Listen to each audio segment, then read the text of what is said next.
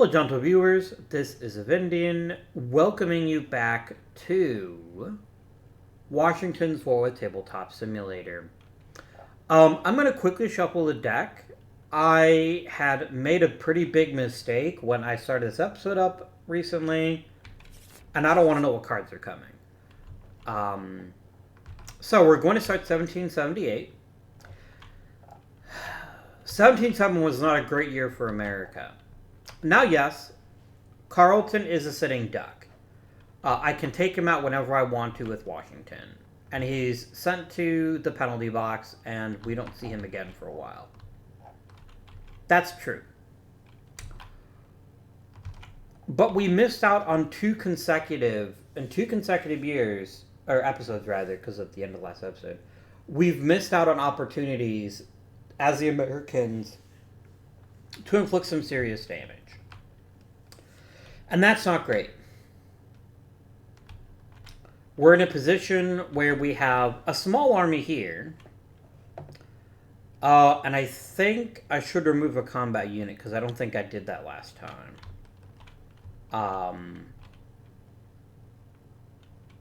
No, because it's half rounded down. Yeah, half rounded down. So it would be 1.5, rounded down is 1. So that's a mistake on my part. I missed that last turn. Anyway, the British overwhelm us with numbers.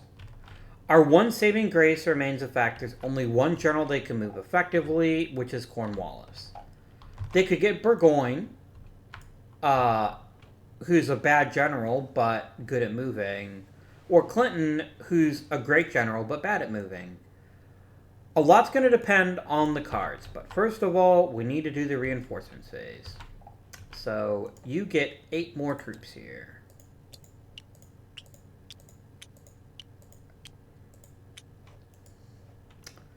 Next, the American player draws their hand to 7 cards.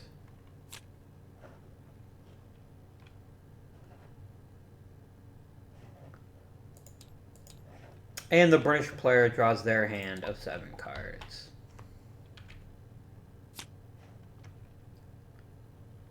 Still no minor campaign, but a whole lot of operations cards on both sides. The Americans are going to go ahead and let the British go first because they want to see what the British are going to do. All these ops cards look amazing, right? They look fantastic. Only 2 can move most of their generals, so they're either going to have to get real hardcore about their operations queue, or they're going to have to do something to get another general into the field they can actually use.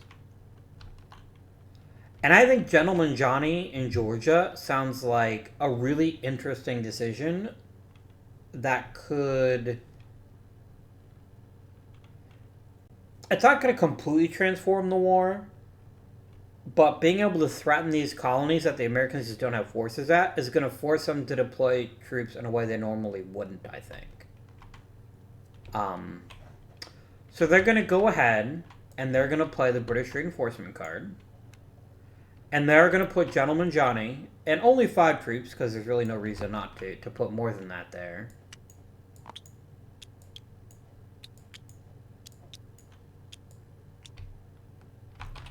And we're going to land in, what is that? St. Mary's, Georgia. That is the British turn. They've reinforced.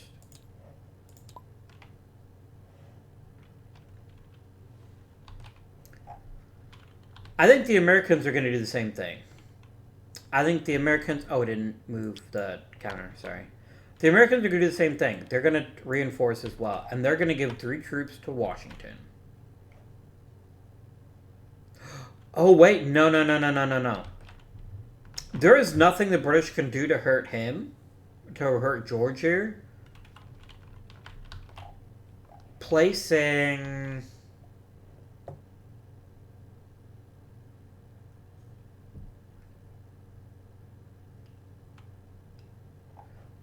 Lafayette here with 3 more troops offers another offensive axis. He's not amazing, but he's pretty decent. There we go.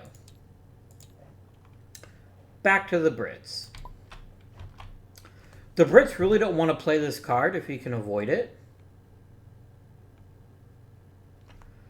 Because then the Americans can grab it, and that could easily win them a battle. So the question is, what are we going to do with our cards here?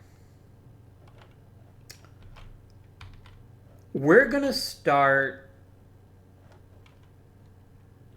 spending these one-ops cards for some political control markers. I think that's the play. Is to go ahead and start taking Georgia away. And then this basically forces America to react somehow. I don't know how exactly, but somehow. So he's going to play his one-ops card here, and he's just going to go ahead and place a political control marker underneath Gentleman Johnny. And just like that, control over Georgia is going to be neutral at the end of the turn. So, back to the Americans.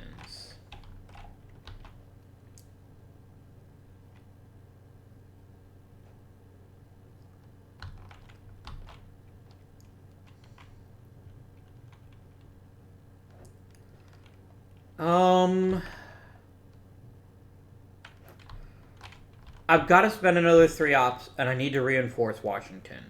Even if I don't want to attack this turn, and I'm not convinced that I mean, I can Brothel Stomp what's-his-face there. Let's just clone this to get up to 4. And where'd you go, Georgie boy? Here you are.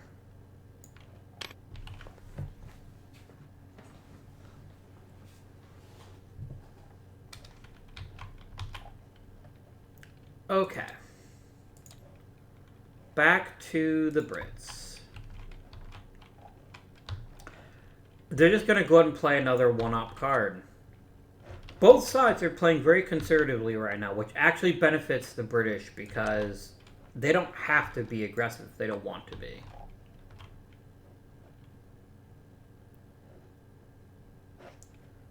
All right. America time. It's a minor campaign. Okay.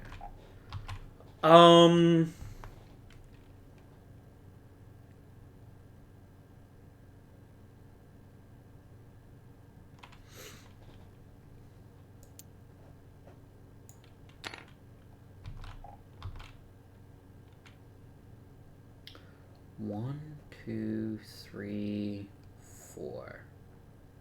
Then that'll flip at the end of the turn and he's in winter quarters. Because I can't really get him in position for a proper battle unless I use 2 different cards to move him.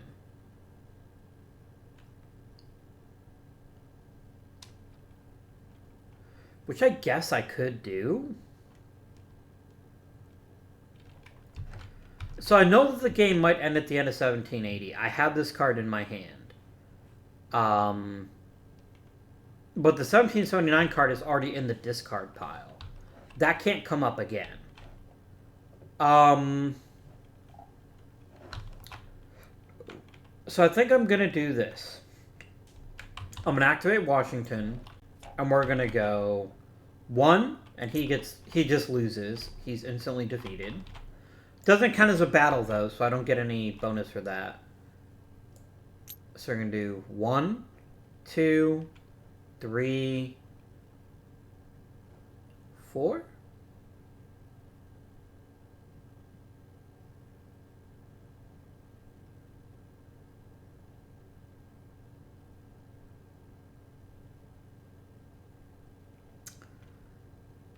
Okay, let me remind myself. Okay, so it's 1.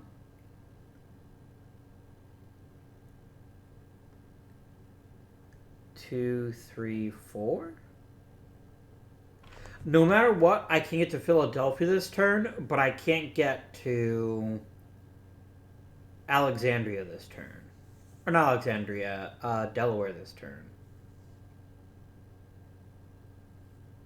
That's fun. I'll have to spend another turn moving him in a position, which I really don't want to do, but that's where we are right now.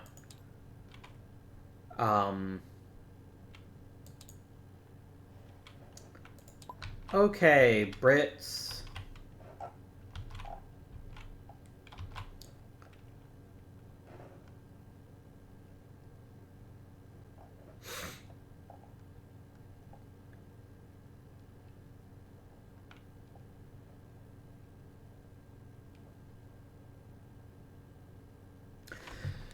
If we attack green and we win the battle,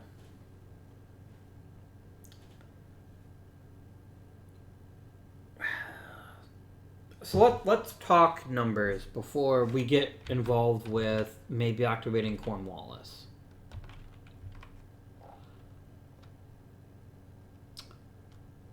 This would be 7. Oh, sorry, 8 potentially. +1 for British regulars is 9. +1 for Royal Navy support is +10. The Americans could get a maximum 6. Remember, he's only got 3 units, so he can't get his full 4 no matter what. +1 is 7. It's 10 versus 7. If the British win, they disperse the Continental Congress, which means that the Americans can't place political control markers. They can flip them, but they can't place them. And that puts the British in a position to take Pennsylvania.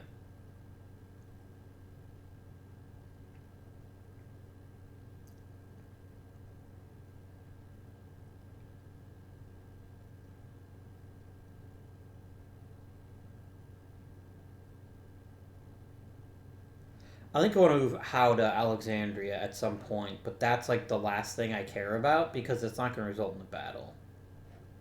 It's just going to get more troops with the general. Maybe that is the smartest move, actually.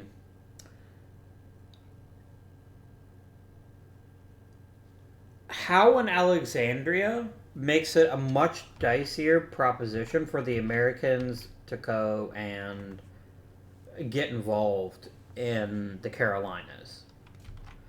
And maybe the Americans don't care right now. It's maybe fair to say that they don't care.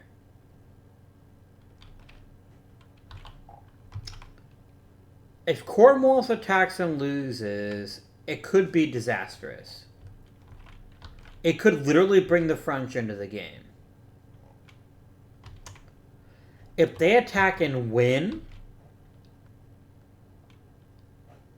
I don't much like America's chances at all. Because they would lose Philadelphia. They'd then lose Pennsylvania, and the Americans wouldn't be able to play markers to get back. It would be neutral. Oh, no, there wasn't a general there, so no marker gets placed. Never mind. So actually, yeah. And yeah, the Brits wouldn't hold on to Pennsylvania for long. They might not even have it for the entire turn.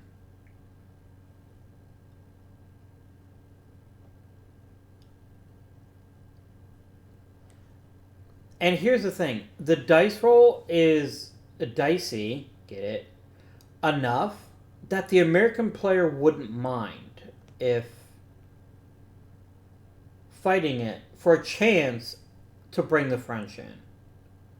That's the knife edge we're at right now.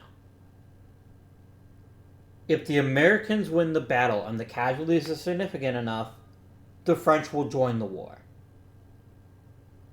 And that's going to be pretty important.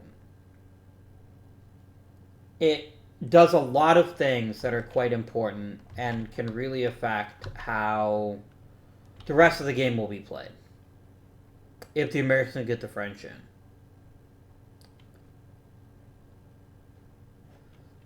Now, so they could play Morgan's Riflemen and get a +4.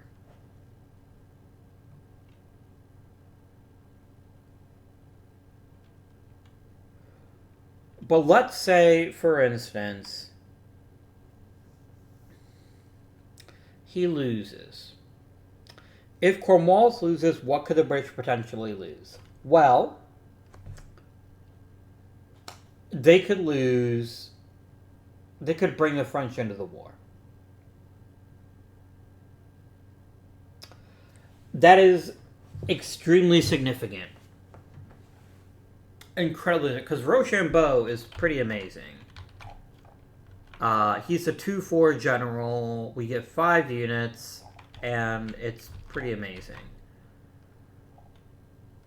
And then this also enables a lot of certain cards that we haven't been able to play yet.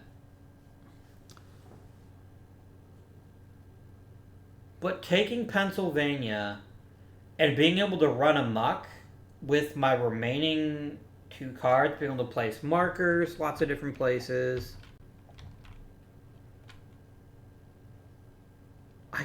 I don't think I can avoid not doing it. And the sooner I do it, the better. So we're going to do this. He plays a 2-ops card. He informs the American player, I'm going to attack Philadelphia. America has every reason to accept this battle, even though they could run away, right? It's too important. It is too important to let to not fight this. So the American says, I accept the battle. The British player plays Morgan's Rifleman for an extra +1, which is pretty infuriating if you're the American player. I'm not going to burn a minor campaign, so that's going to give the British an even bigger advantage. So, next we're each going to roll to determine what size strength they get. So, green is going to get his full 3, not 4, but 3.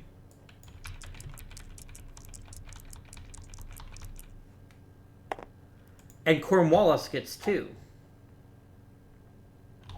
So that's not a great start. However, it's 2 plus 1 for the card he played, plus 4 is 7, plus 1 plus 1. So it's +9 total.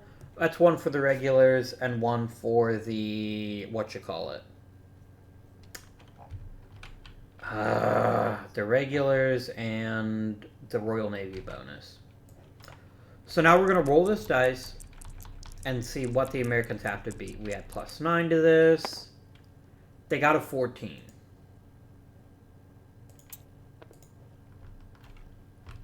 Because it was 4 and 2 plus 3. Yep. The Americans get 3 for green, 3 for the troops, that's 6, and 1 for Philadelphia. That's a 7. It is not possible for them to win the battle. Because even if they roll a 6, they're still 1 short. So that means the American's not going to bother rolling. He's already lost the battle. He's going to hope that he rolls low on casualties. He wants a 1 to 3 if he can manage it. He got his 1 to 3. You dead. And he has to retreat. He's going to retreat to Reading. But this, however, this has now been dispersed.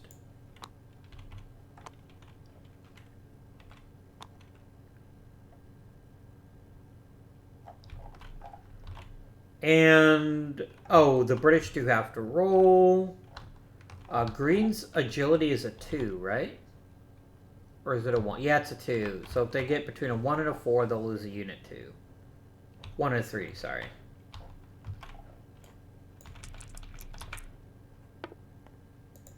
And they lose a unit also.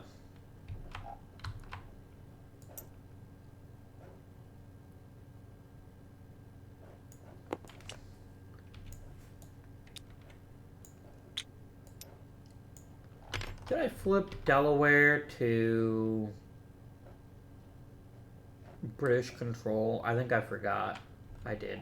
There you go. Okay. So that wasn't ideal. It's not the end of the world. And...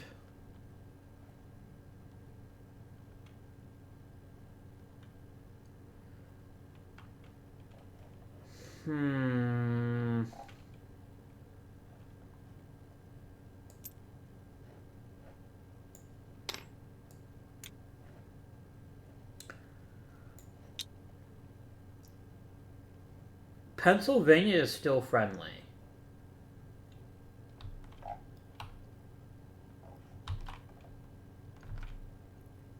But all of Cornwallis's other bonuses would still be there. I'm switching over to... why did I do that? I want to be on the Americans now.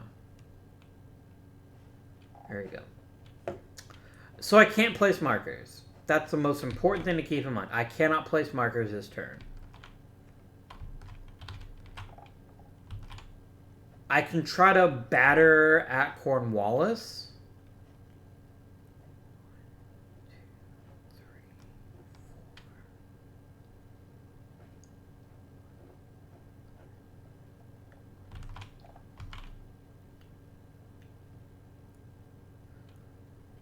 But I can still flip them.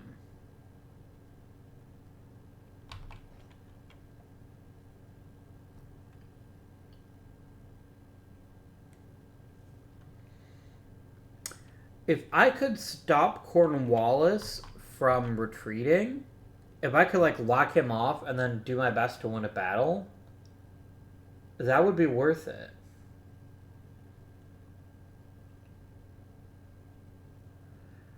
But I can't do that. As long as he stays on a port, he can always retreat by sea. Now, if I can get the French Navy involved, then things change a bit.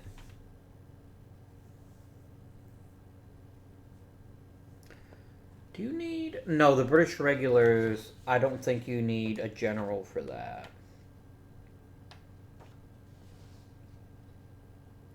Yeah, it's an all battles, and it's a Royal Navy port. So let's say Lafayette does an end around. Like, he could walk by, pick up green, and then demote himself. A reinforced green attacking... A reinforced green attacking Philadelphia isn't a terrible idea.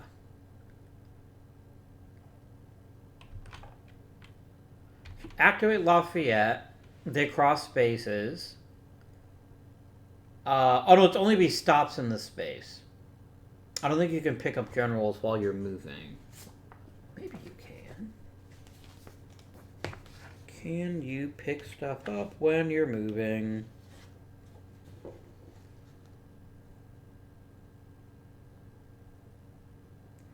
Let me see here. You can pick up and drop off CUs.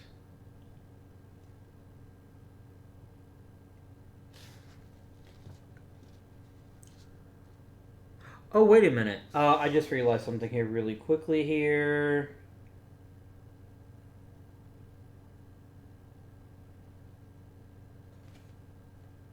Yeah.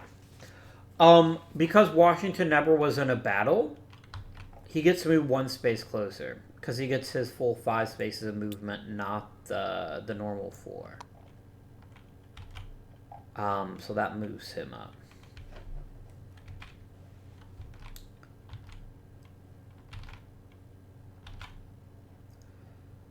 So that'll be a +7 max.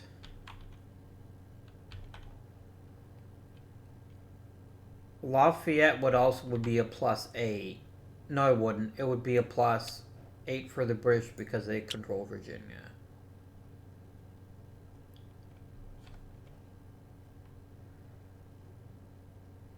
Cornwallis is just the better target. if I'm going to attack. And here's the thing, I really have no reason not to attack. The only way I'm going to make any progress toward winning the war is to move my generals and get them in position to flip important spaces at the end of the war. I want to save Washington for the end.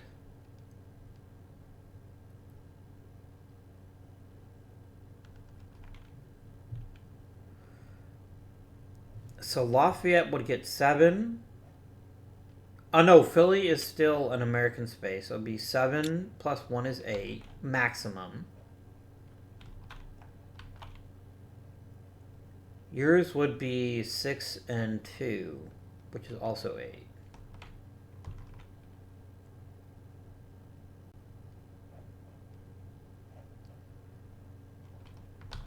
I think I have to do it. So I'm going to activate with a 2. I'm going to activate Lafayette. He's going to take his whole army. 1, 2. And we're going to then move the last one to go into Philadelphia. So we both need to roll. The Brits get a 3, meaning they only get 1 out of Cornwallis.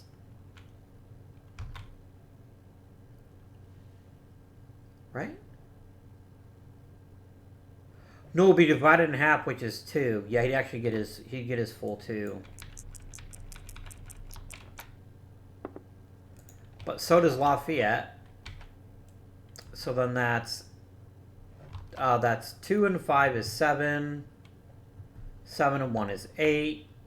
America says, I have no cards to play. I don't wish to play any. The British might think about it, but they don't have any either. They've only got ops cards.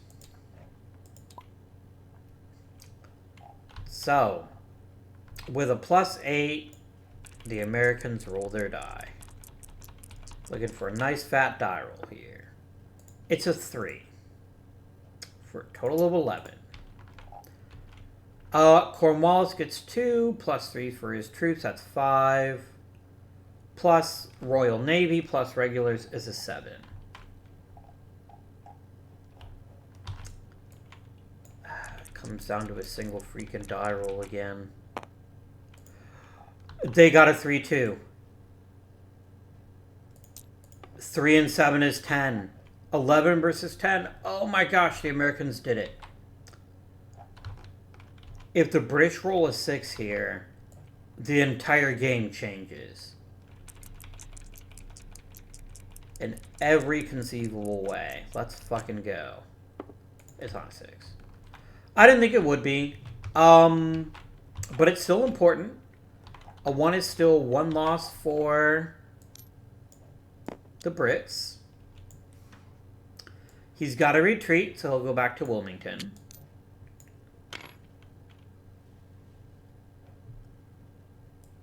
The Americans do have to roll. Cornwallis' agility is 2. So, if he rolls a 1 through a 3, he's going to lose a unit. But he got a 6. And another glorious American victory. Alright, back to Team Britain.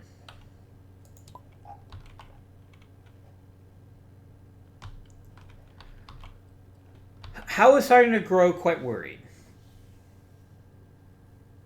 As Cornwallis, because the Americans can just keep bullying Cornwallis.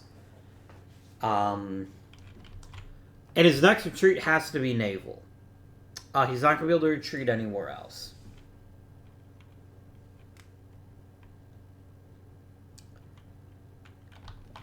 So there's a couple things the Brits can do.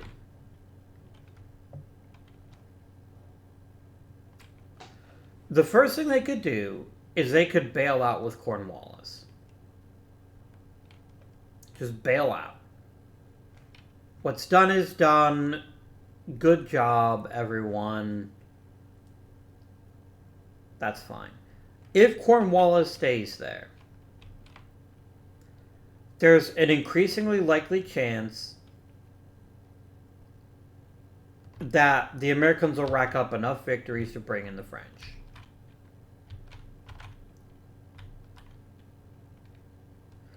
The only way to stop that is to reinforce Cornwallis. And so I think the play is...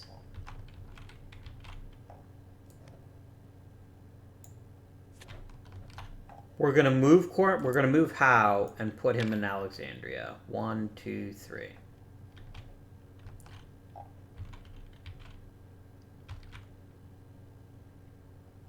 I definitely want to go over there and overrun that unit as well, but that can be my last action. Back to the Americans.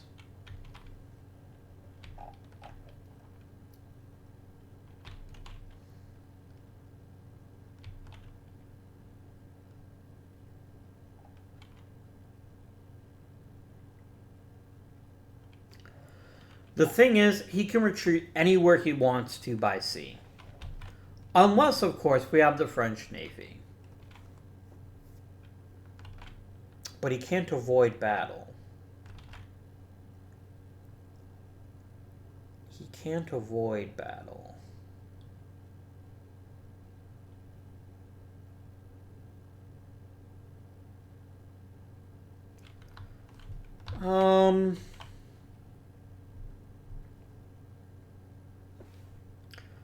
Dropping off troops doesn't help take places.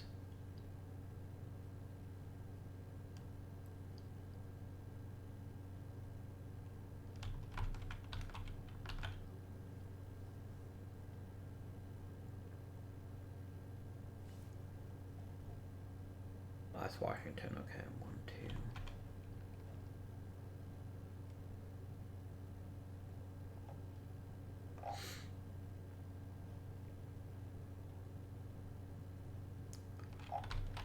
So the most he could get is 4. Plus 3 if we attack Delaware. So you get a 7. And Lafayette would also get a 7. Again, it comes down to a die roll. Is it worth it? Is it worth the risk?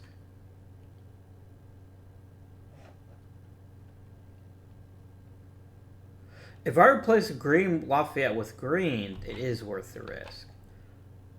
But I don't know what the last card the British player might have is. I don't know what card that is.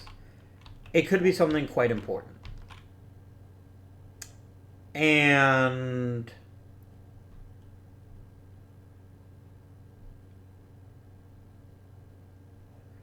oh, green could just go 1, 2, pick up the troops, 3, and then they could attack. Yeah, if I have green do it, I think I feel better about it. So we're going to go ahead and do that. So we're going to go green with his 2 dudes. Goes 1, 2, grabs 3, 3.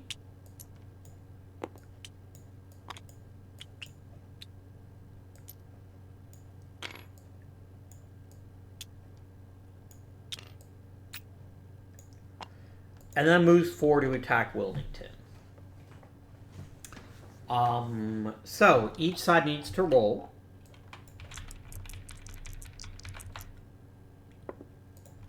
That's full value for green.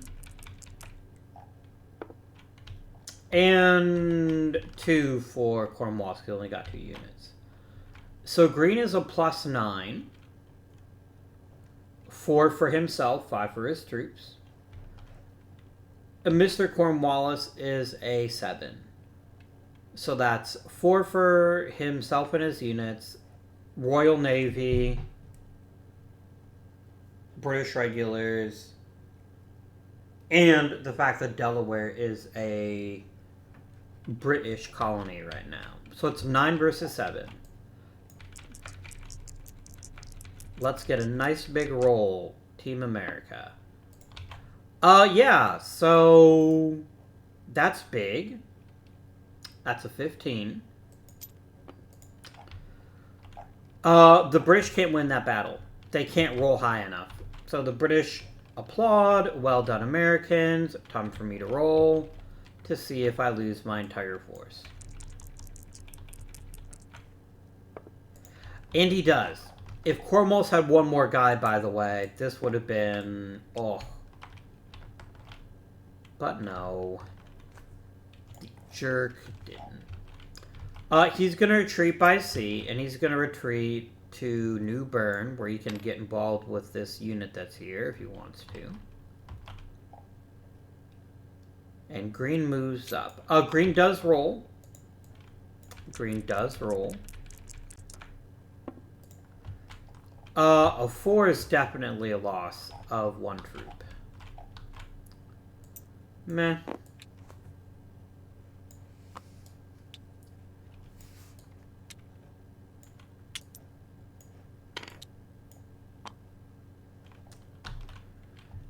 And one more victory, and the French alliance is going to happen.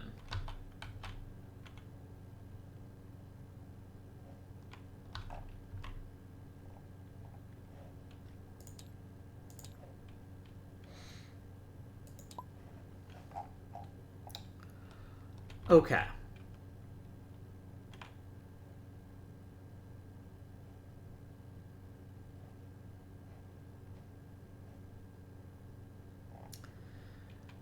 The Americans need to win one more battle in order to bring in the French.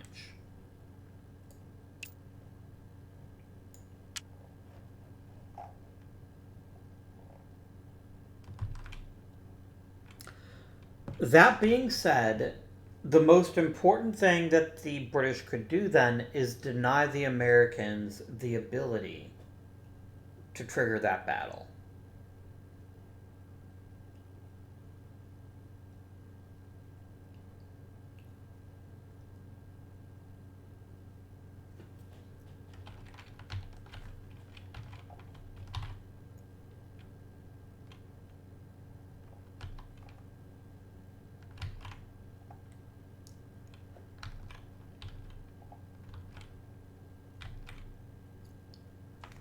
And that's the thing. This turn has gone incredibly well for the Americans. They won 2 battles that they really needed to win. And I know the Americans are super duper maneuverable. The absolute worst thing I could do as the British is put myself in a situation where I can be reached by an American soldier.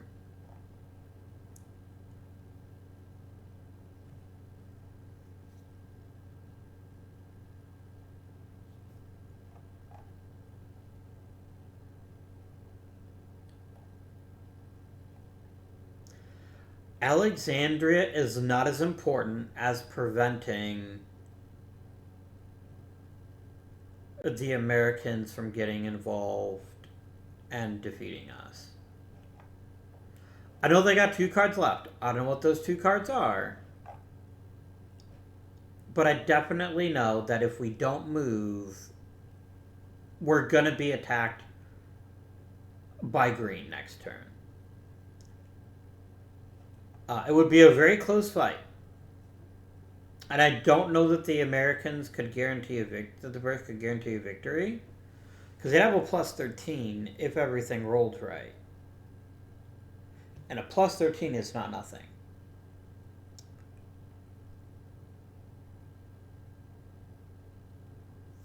The most green could get would be what? 8?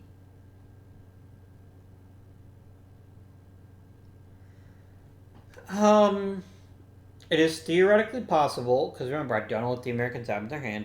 Maybe there's a battle card sitting in their hand. I don't think it makes sense to be aggressive and push up the coast any farther. And it really doesn't make sense to let the French join this war. So the British are going to basically take the better part of valor, play a 3 ops card, and they're going to take their troops.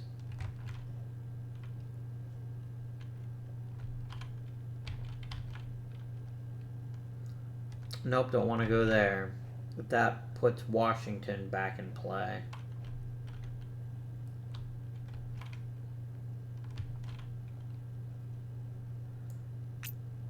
He's going to go south for the winter. He's going to hang out in Savannah, Georgia.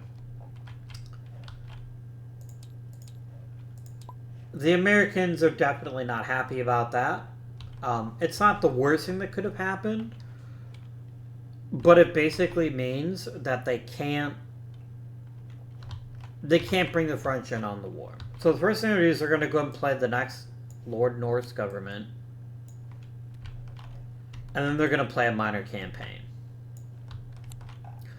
This is not a bad thing, though.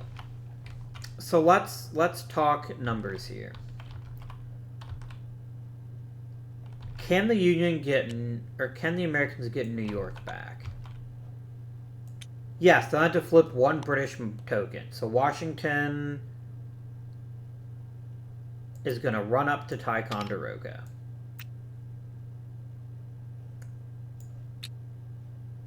That flips. He won't take any attrition damage. That goes back to the Americans. Next, Lafayette takes his 2 dudes, and he's going to move 5 spaces. Remember, Americans move up to 5 as long as they don't start a battle. 1, 2, 3, 4, and 5. That's going to flip Massachusetts back when we take Boston. Last, you stay put, and then that will conclude the strategy phase. Winter attrition. Cornwallis is south of the line, as are all the other British units, so they take no attrition whatsoever. The Americans, Lafayette loses 1.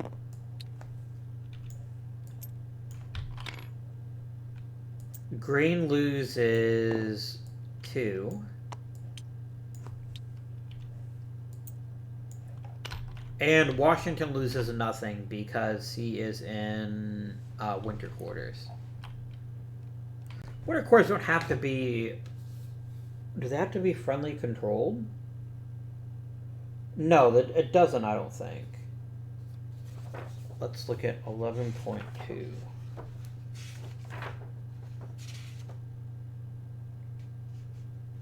If they're in a winter quarters space, yeah, it doesn't matter. That's fine.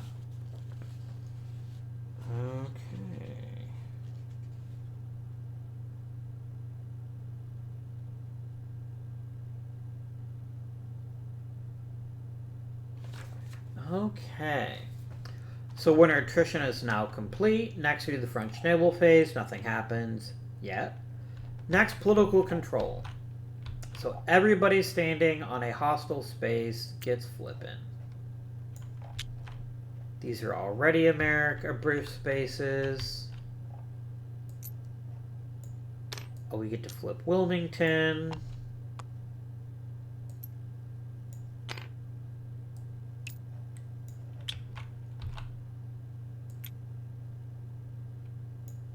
We get to flip Boston. And we get to flip that.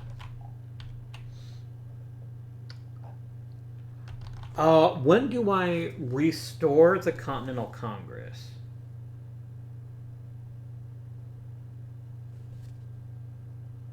Okay, that's the Continental Congress segment. And when does that happen? Oh, it actually happens first. Okay.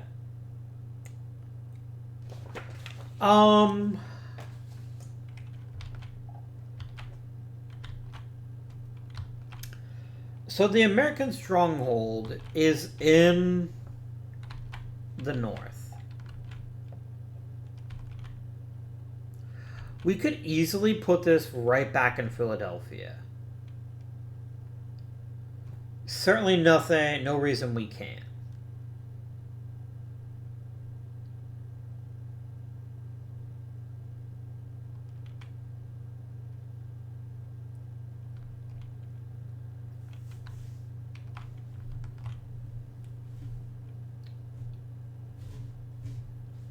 but I don't want it to go anywhere the British can get to in one turn. And Philadelphia is a port.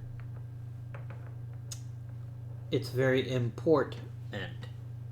And I also want it to be in a city. It doesn't have to be. I think we go to Springfield, Massachusetts. It's in pretty solid American country. It's not really able to be threatened easily. And I don't have to worry about the British using a landing party to take it if they happen to get a campaign card. So we're going to put it in Springfield, Massachusetts. I should have done that before we flipped markers as well. Check for isolation. No markers are isolated. You may say, but Avi, wait a minute, what about Ticonderoga? Isn't that isolated? No, because it can draw to Washington. Washington is kind of a source of supply all by himself. And Brattleboro can now draw to Springfield, and everything's fine in terms of markers. Okay. Next step. A very important next step. Delaware is now American. Massachusetts is now American. And New York is now American. Not by much in any of these circumstances, but by enough. And that is an enormous relief. Now when the game gets to 1780, if the British don't do something with political control markers, we're going to win the game. But unfortunately, the British are in a great position to do exactly that on the next turn. We've now completed all that wonderful stuff. The end phase is done. It is time to go ahead and draw some new stuff to do. Step 1. Increase the game term. Step 2. Place the sole British reinforcement. That's still a decent-sized army. Definitely things to be had there, but for right now, that's fine. Next, strategy card phase. Americans get to draw 7. Ooh, a major campaign. That's a crappy card. I don't like that.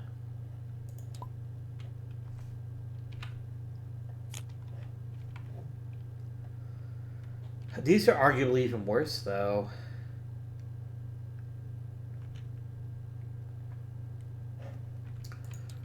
Brits say we don't care if we go first.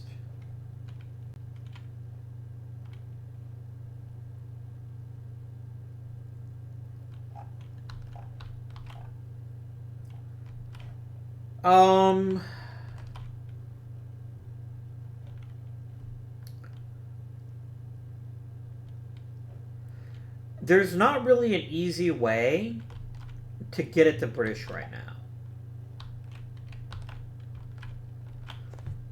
So this is a pretty good turn to start focusing on making some political hay. What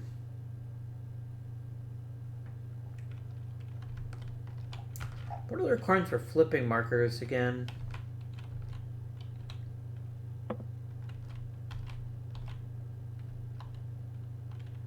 Where are my PC actions here?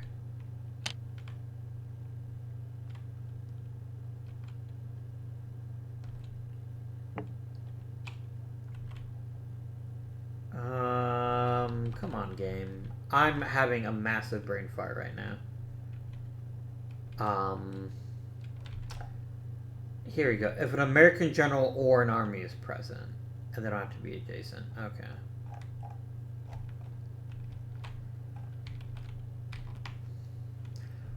I could lock down New York and cut off Saratoga.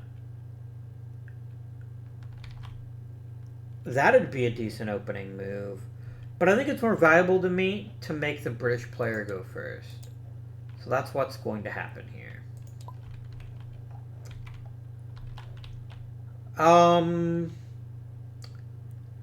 He can't move anyone other than Cornwallis. Or he could bring on reinforcements. Sorry, he could also move Gentleman Johnny.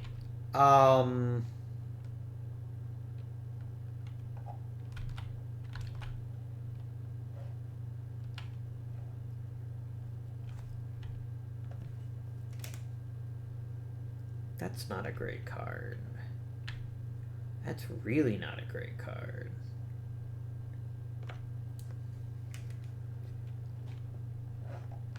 Bringing in reinforcements right now doesn't make sense.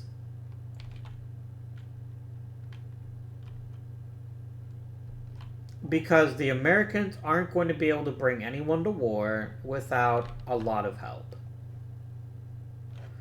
So we're going to go and play a 2-ops card as the Brits.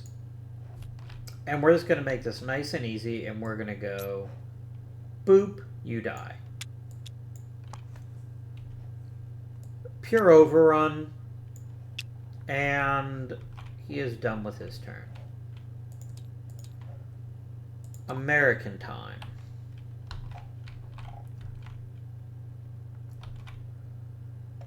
The only one who's even close to the south right now is green. So I think we go ahead and get green. I did it again. I keep forgetting to put those in the discard pile at the end of the turn. I'm going to go ahead and get 3 reinforcements. And we're going to get green up to full strength.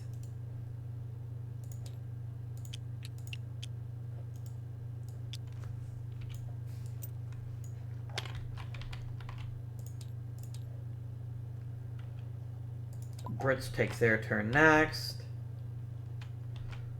He's going to use a 1-ops card, and he's going to flip the space he's in.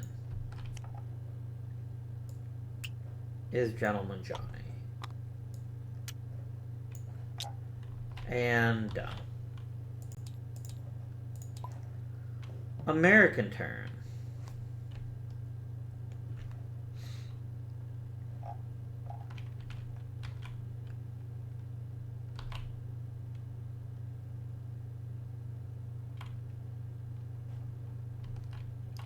Going to activate green. And he's going to go 1-2. Obviously could move farther, but that's okay.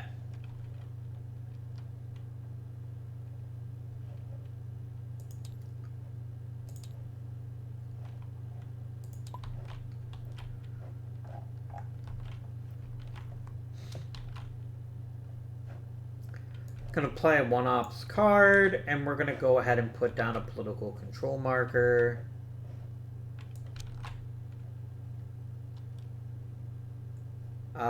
Right here.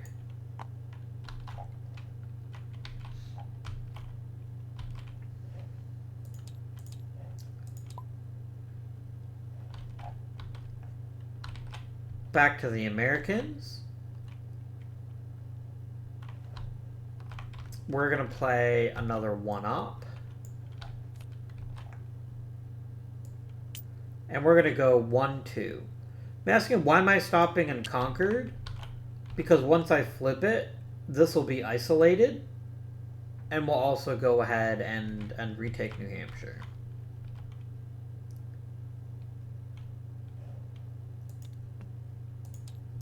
A very couth move, in my opinion.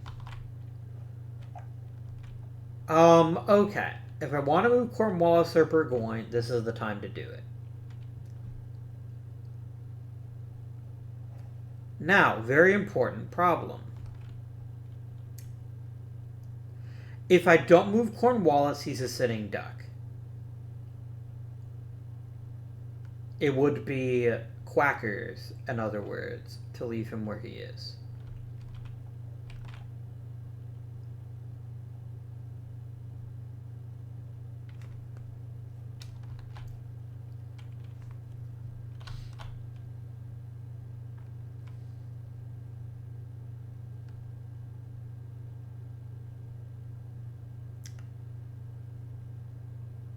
We need to get him out of harm's way.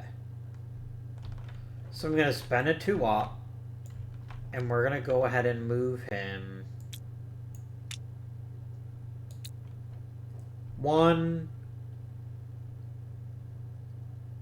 2, 3, 3, 4. We're move to Camden.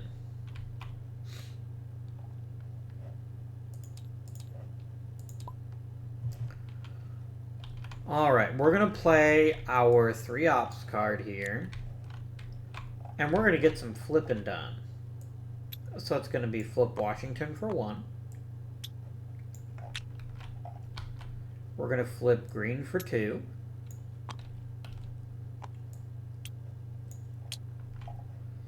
And I'm going to place a marker.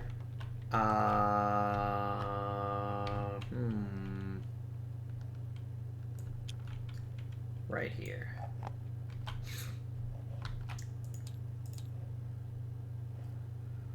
Back to the Brits. The Brits have a very dangerous option here. They can play their 2. Now this would deprive them of the ability to grab any events that the Americans might play.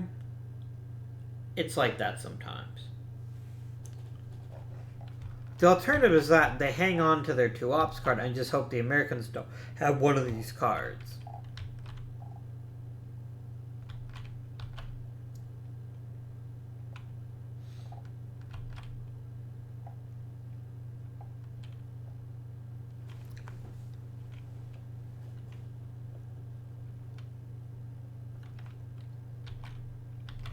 Can I isolate all these markers? I can't. That's a shame.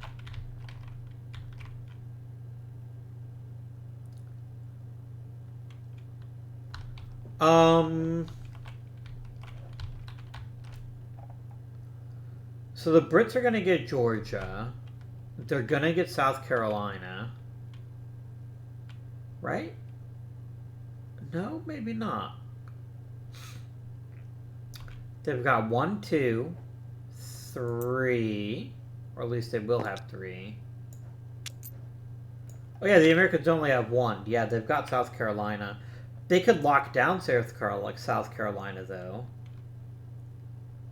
Eliminate any possibility of not getting South Carolina. Because it's not worth it. It's not worth taking the risk as the British player to play one of these cards and risk the Americans picking them up. So I'm going to flip this token, and I'm going to place one here in Cheraw. I can't daisy chain from Camden, but I already had in Georgetown and Wilmington. So that's going to go there. That's a truth.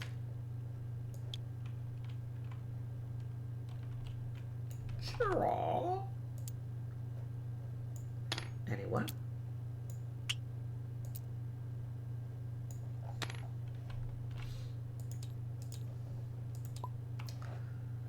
The American player goes next. He's going to take a gamble. He's going to play Hessian Infantry Bayonet Charge.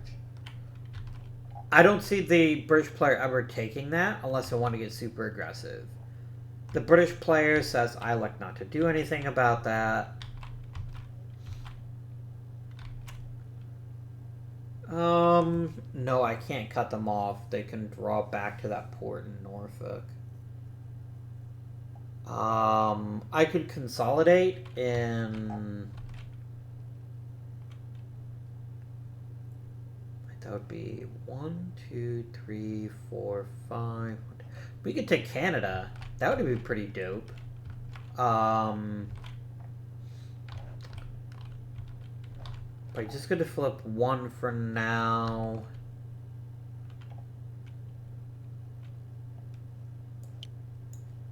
New York.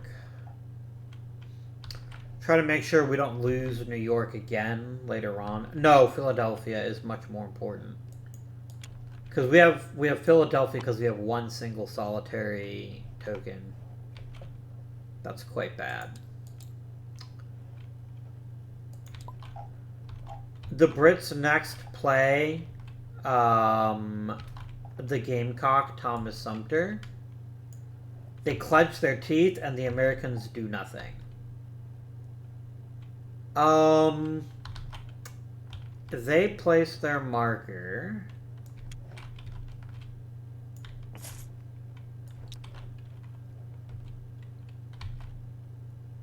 right here.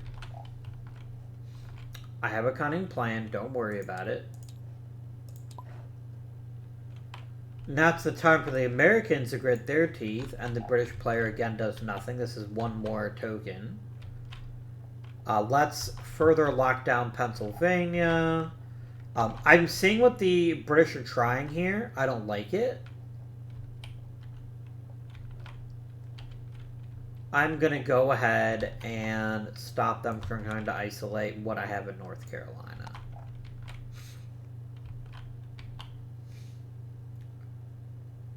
Because, I mean, the British could go here. Actually, important question.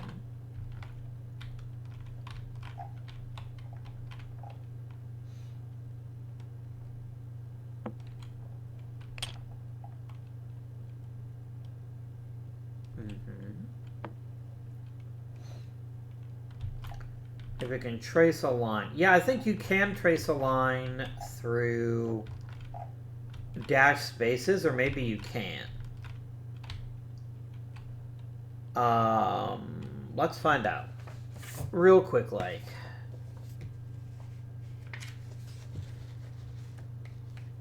Isolation.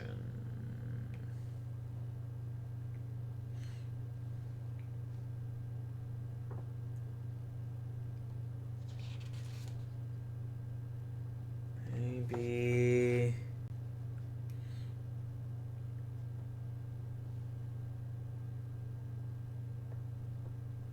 It doesn't say that you can't. So yeah, I think that's fine. I mean, that actually makes perfect sense, right? Because otherwise, if you take... You could basically cut off most of the northern seaboard from the Brits if you took Canada. And the errata here don't say that, do they?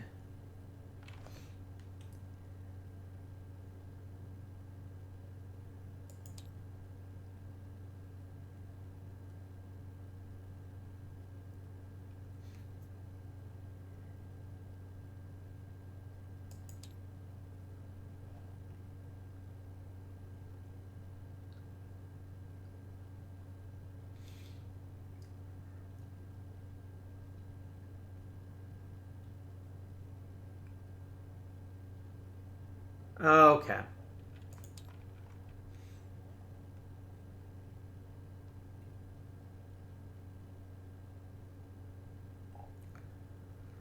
Only the Falmouth, Quebec, it gets isolated, okay.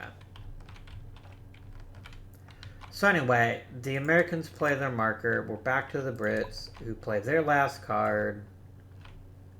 They get one token. And right now, North Carolina is up for grabs. Not anymore.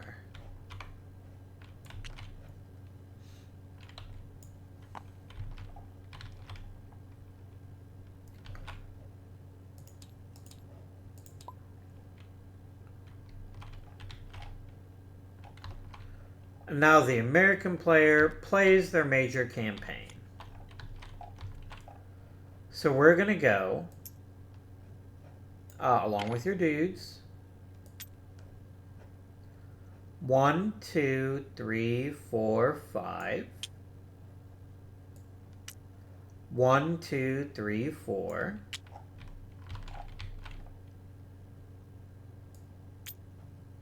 1. All the cards have been played. Winter attrition now happens. The British players are all fine. The Americans are going to lose 2 from green.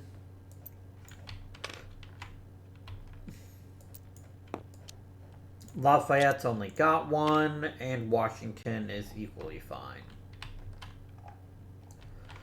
Naval phase doesn't happen. Political control now switches on any hostile spaces. So we go boom and boom.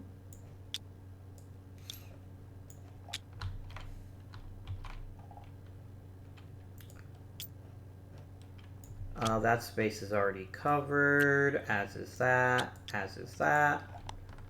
Let's change up our colonies now. Canada belongs to the US. Oh, we didn't isolate markers, sorry. Americans removed isolated markers first. That's going to be Utah Springs. And Augusta, Georgia are both removed because neither one can trace to anything good. But everything else is fine.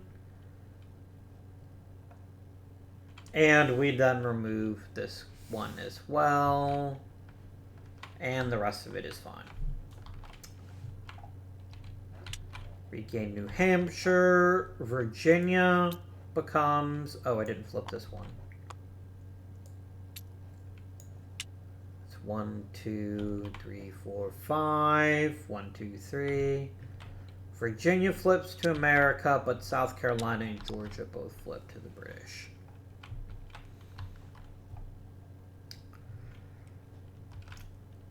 Because the game could end at the end of next turn, I'm going to go ahead and push through to 1780.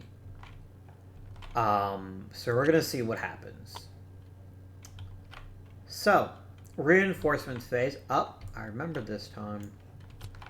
Reinforcements phase. The British get 5 more troops in their thing here. So I'm going to clone the whole bloody thing. And done.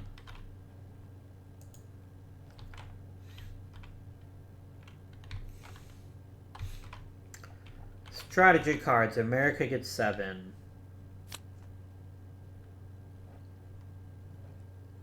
Ooh, damn, son. Those are some powerful battle cards.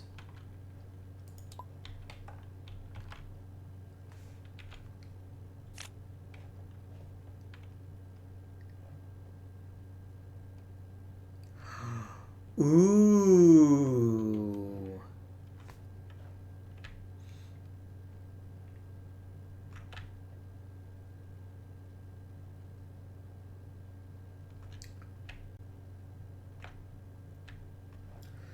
So this is really bad news in a lot of ways for the British player. They have to play the Declaration of Independence. They can't do anything about that.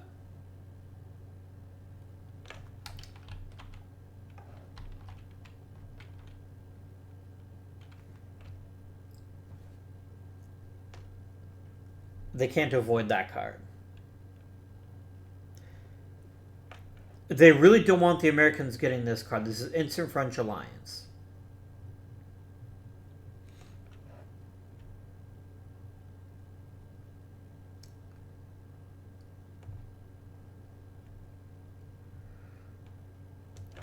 The British say we don't want to go first. The Americans say no, we insist. The Brits are sweating. They're going to go ahead and play the 1781 card first. A nice simple play that gives them a chance to think about what the Americans are going to do.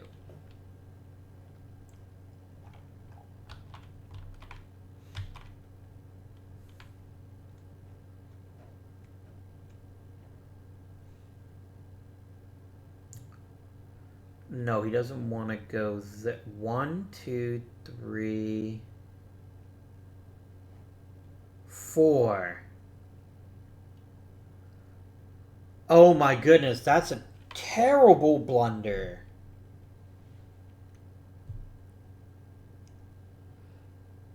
That's a terrible blunder.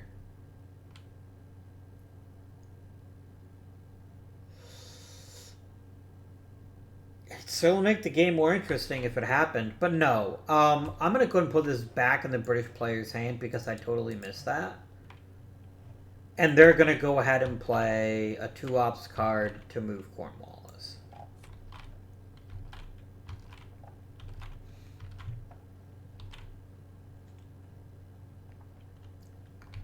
He's running out of places he can hide, though. is the problem.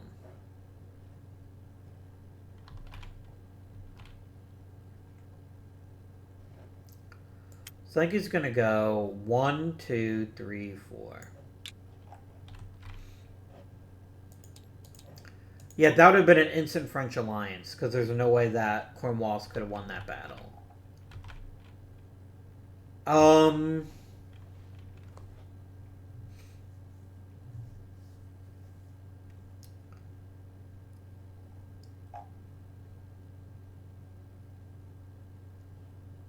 1, 2, 3, 4, 5. I could do that with green. I'd want green to have a couple more troops before I do that, though, so I'm going to go ahead and bring in some American reinforcements. And then that's going to be 2 more dudes for green.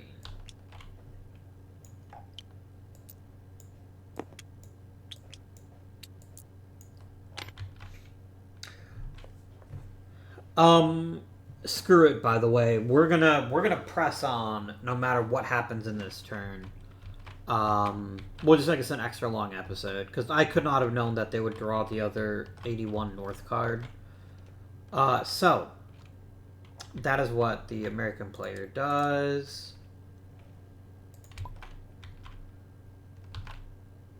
The British only have 2 ops cards, so now they will play the 1781 North card, which at least buys them some time, but they are genuinely in real trouble. They're running scared of the Americans because they know if they lose the battle that they're going to get raffle stomped by the French.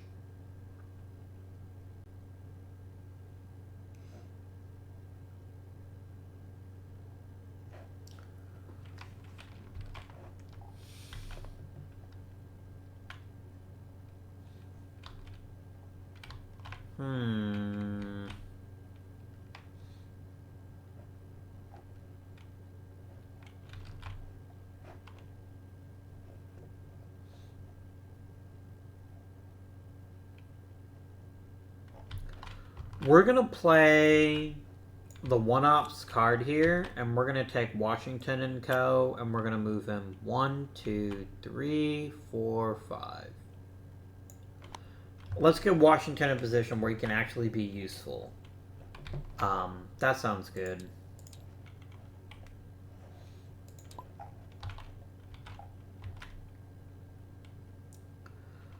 So, what do we do here?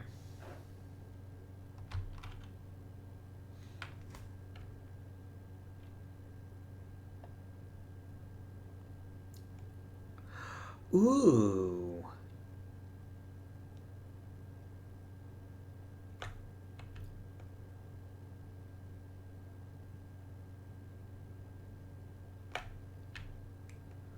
That's a sneaky decision. The Americans pick it up and then actually use it to remove an event that can't be picked up. Looking at discarding. Okay.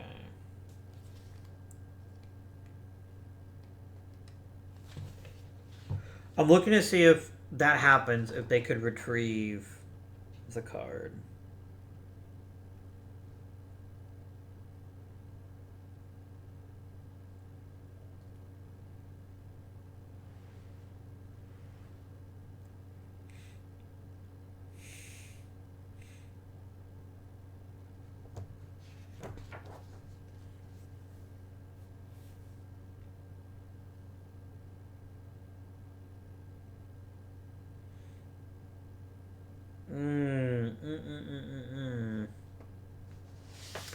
It doesn't say.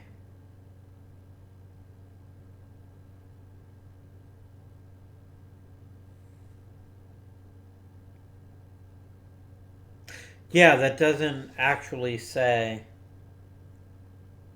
Oh, here you go. As a play. So that wouldn't count.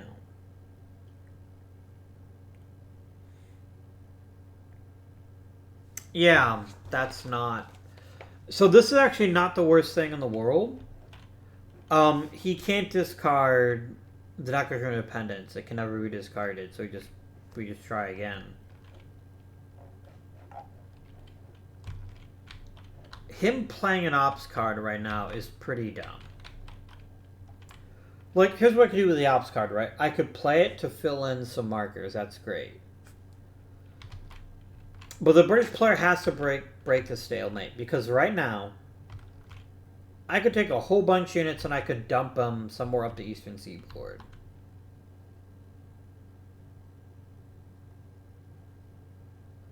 So we're going to try to take back New England.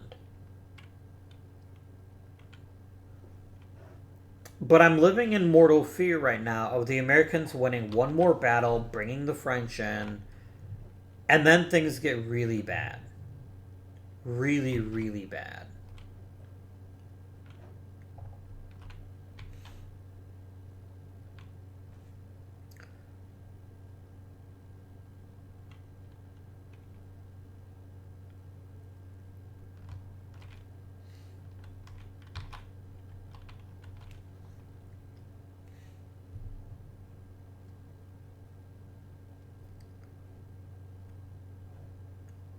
Like, I could drop in Clinton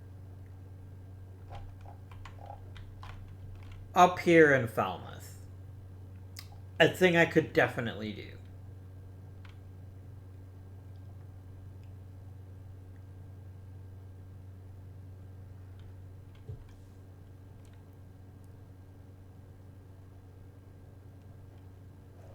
But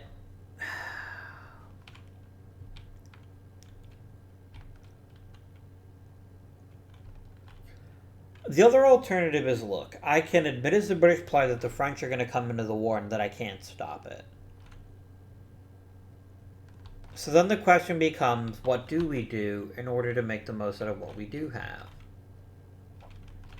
Having Howe go on the offensive isn't a terrible strategy, except for the fact that there's not really anywhere that Howe can go that would be relevant.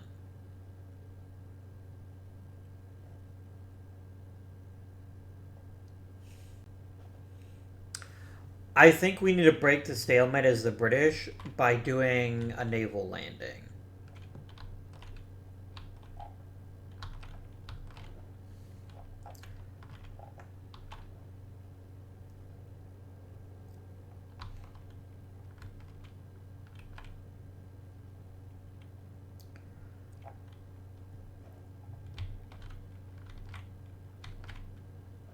Like, going up to Barnstable gives the British player an opportunity to start working on some other things here. And it's also going to force the American player to commit Washington. Because Howe is a threat that cannot be ignored. So I think it's what we're going to do as the British. We're going to grab Howe and his merry little army, and we're going to sail up to Falmouth. No, we're going to go to Barnstable. That makes more sense, actually. Then the Americans go not bloody likely. And they're going to move Washington.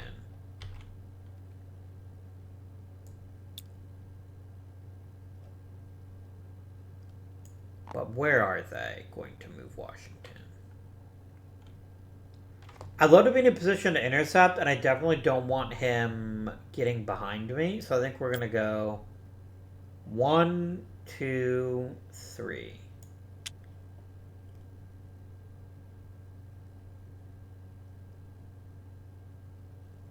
Nope, can't do that.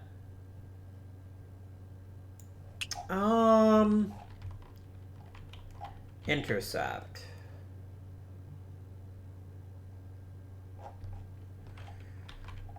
No, I've got to pull it back.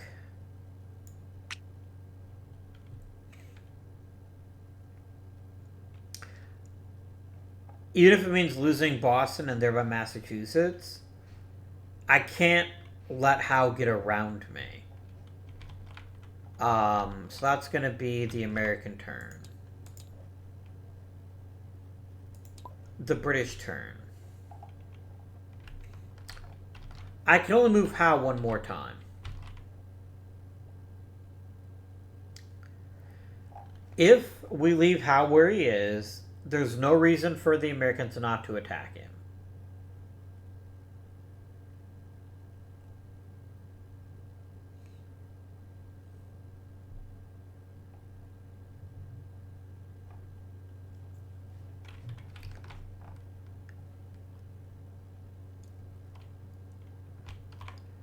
I think Howe's going to get attacked no matter what.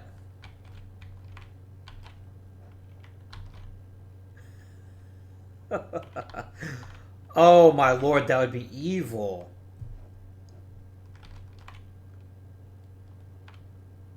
That would be stupidly evil.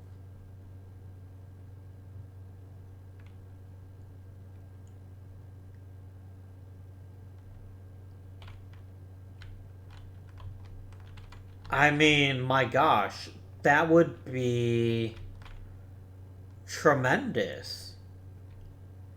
We bring in reinforcements, we bring in all bloody 10 with, like, say, Clinton up here in Falmouth, and all of a sudden we've got lots and lots of flexibility up north.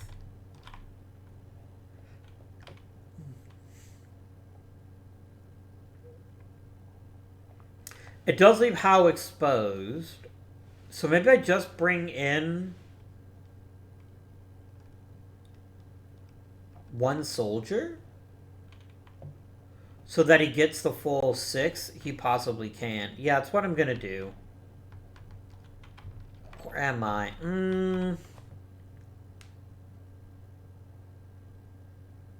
What else could I do?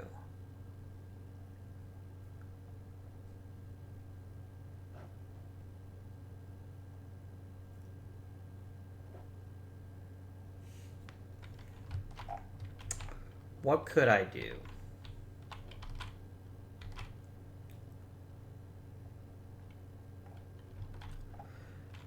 Like, okay, I could play these 3 markers. And that would accomplish exactly nothing. We already have South Carolina and Georgia. We're not going to lose them. Doesn't accomplish much.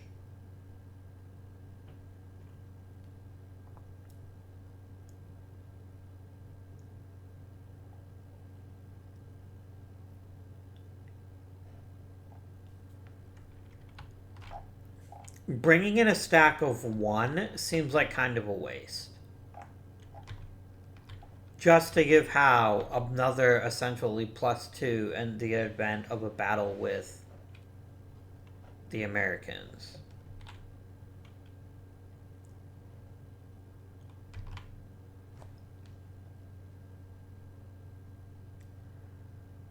Attacking the Americans would be catastrophically risky.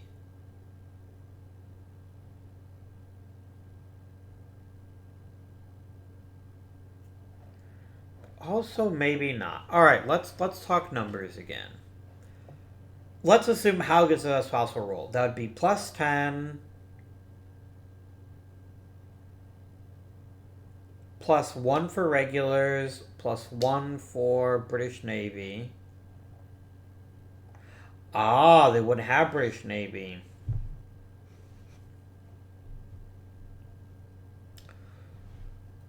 But if I go there... Yeah. That's pretty gnarly, actually. If all he does is move... Or heck, we could even do the reinforcement landing there. That's not going to budge.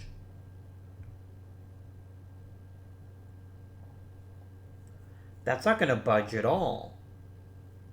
Then the Americans have to make a really hard decision about whether it's worth attacking just for the benefit of 1 card. Yeah, that's what we're going to do. 3 ops move, use it for reinforcements. I'm going to drop down good old Clinton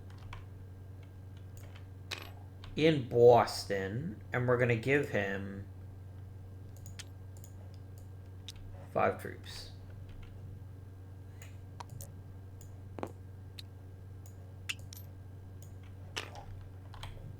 Alright, back to the Americans. Now, the Americans are okay with fighting because they have these battle cards, which also lets them draw out a strategy card.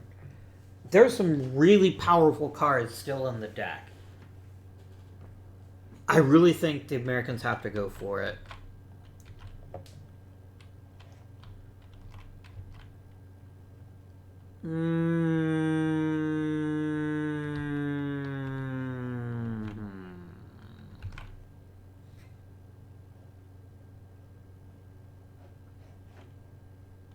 Ted's wasting 2 of those cards, which is pretty gross. I'd rather say the other combat card have another chance at combat. That'd be a +8, +1, would be a total of 9. That's 9, +2 would be 11, but I have this, so it would actually be an even fight. Let's do it.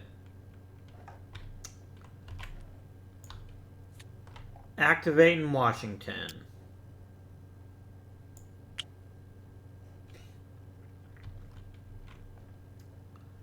Battle begins. Each side rolls their 6. Oh, sorry. First, we each play our strategy cards. I'm going to play Thaddeus Kushko. Constructs the engineering works. I get to draw a card. Yeah, that's nothing. The British are actually over the moon because now they can burn this card. And the Americans are like, oh man.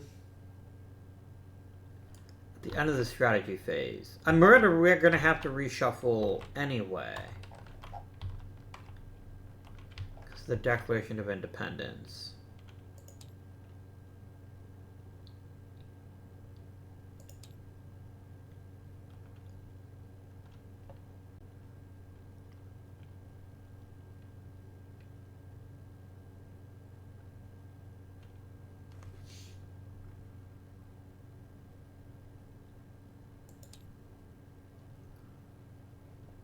Okay.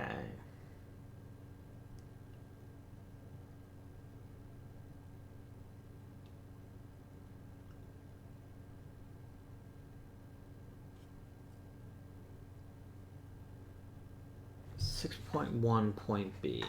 Because this is incredibly important. Do we reshuffle twice?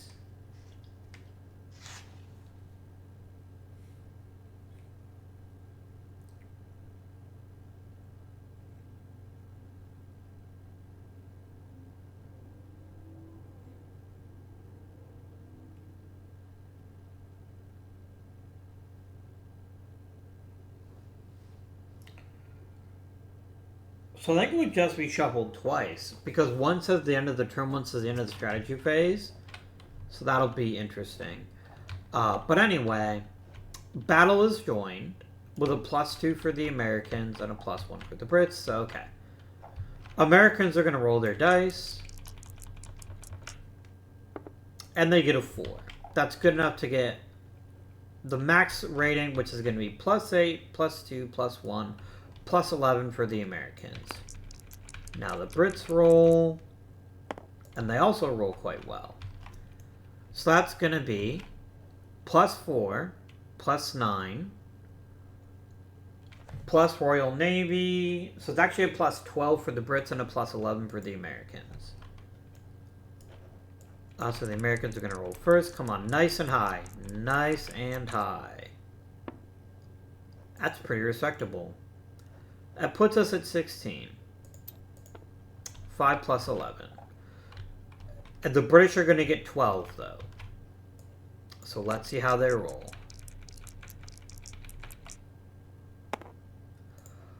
A 4. Wait, what? Yeah, a 4 and 12 is 16. Friends, would you like to know who wins ties? I'm I'm just gonna have a look here.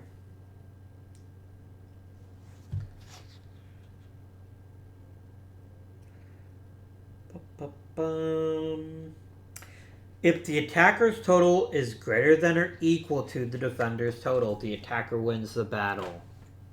It is exactly equal. And now we have to roll for losses.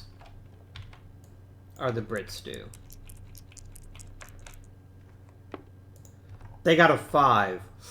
A 6 would have been better, but I will happily take a 5.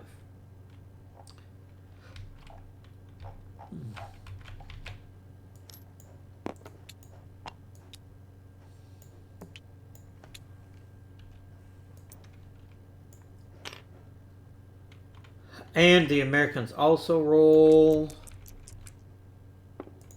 But they get a 5. They're fine. They don't lose any 1. However, wabam! So, the French alliance has been triggered.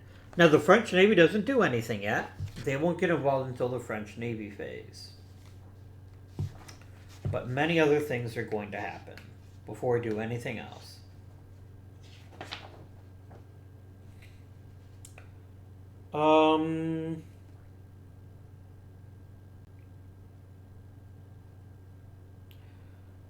Okay. Oh, so I instantly get the blockade.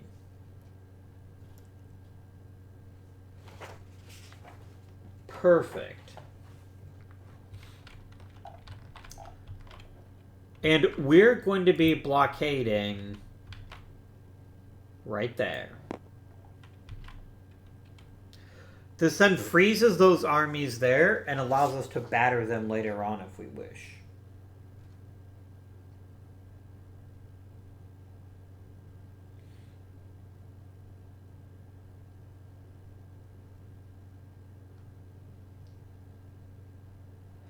Next, we get Rochambeau and 5 units in any port. That doesn't have a British space. I think sending Rochambeau and his dudes to Yorktown sounds very thematic. And then he can get it up to some trouble. We then take this, we flip it over, and we're going to put this over here. At the beginning of the next turn, the British have to take 2 units off the board. And now, if we win any battles, and there's nowhere for them to retreat, then that's a bad time for them. Clinton has to retreat up here.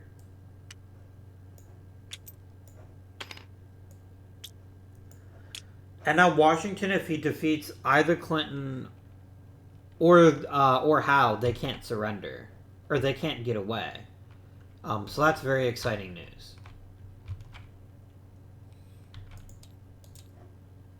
And that was the American turn. The Brits have 2 options here. They can play a card the Americans might steal, or they can play the Declaration of Independence, which they have to do. And it gets removed from the game. They get 1 PC in every one of the 13 colonies. So, 1 in New York, or New Hampshire rather, 1 in New York, 1 in New Jersey. Let's go ahead and put 1 under Rochambeau in Virginia. 1 in Pennsylvania. 1 in Maryland. 1 in Virginia. 1 in South Carolina. We'll put it there. And then 1 in Georgia. The 1 in Georgia is going to get taken off again. But that's cool that it's a thing that they have. So that's it for the British turn.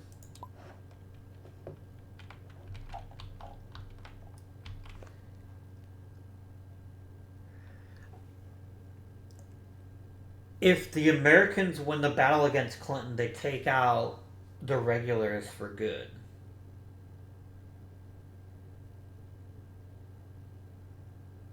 Which is just perfect.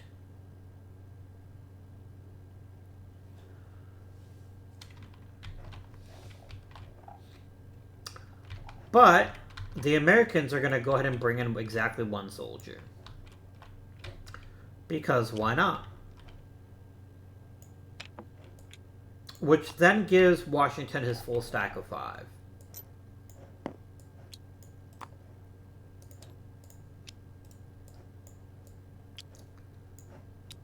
Also, very important, the British do not get the Royal Navy bonus because of the blockade.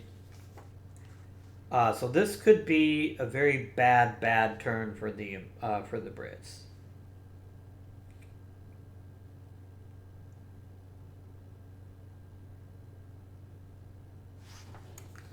So that is the American turn there. The Brits have to discard this, but this no longer really hurts the British, so they don't really care all that much.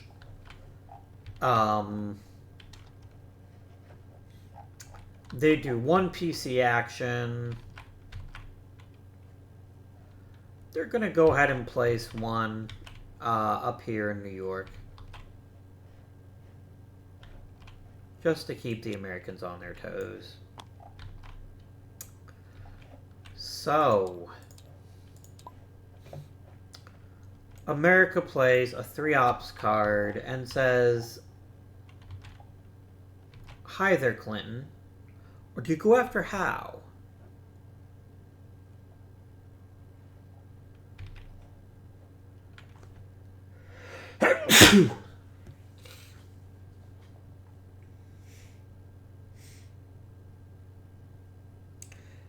Taking 5 British CUs out of the game is pretty damn important. Like, they'd just be gone.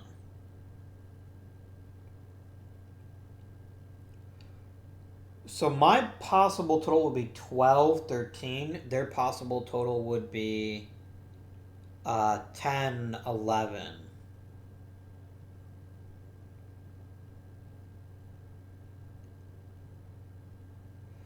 Let's go after Howe. Because, oh, I get another +2.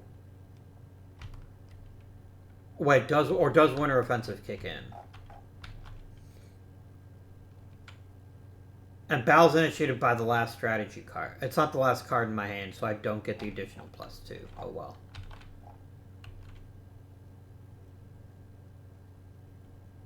His guys will suffer attrition, but it's more than worth it. Yeah, we're going to do it. This could all go very horribly wrong, but first we're going to play Henry Knox, Continental Artillery Commander, and we draw a card. It's another ops card. Neat. So, I attack you. And we both roll to see full marks for Washington. Bad marks for the Brits. That's 3 for Howe and 5 for Washington. So Washington's going to get 10 +2 for the card he just played, +1 for being in Massachusetts. That brings us up to a grand total of 13. The Brits get 3 +5 is 8, +1 for British regulars, that's 9. So +13 versus +9. The Americans do get a 2. That's a 15. Because it's a 15, though, the best the Brits can do is tie, because the Americans are the attackers. That means they win. And the British regulars' advantage is now gone, because this army has to surrender. Because it can't legally retreat. Because the British Navy is blockading this. Or the French Navy is blockading this port. So there's nowhere they can go. Howe is defeated, and I do have to roll to determine if we take any casualties. Or do we? If the other side surrenders, do you take any casualties still? Or do you not roll for who's it?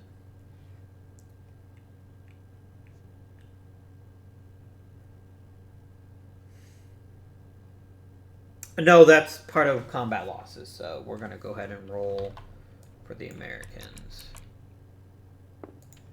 He got a 3. That's enough to lose one dude. That's fine. Americans still have 1 card left. They're going to make Clinton surrender too.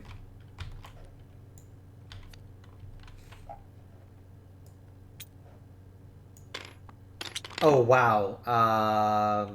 I didn't mean to do that. I didn't mean to launch a dude into orbit. So we each roll.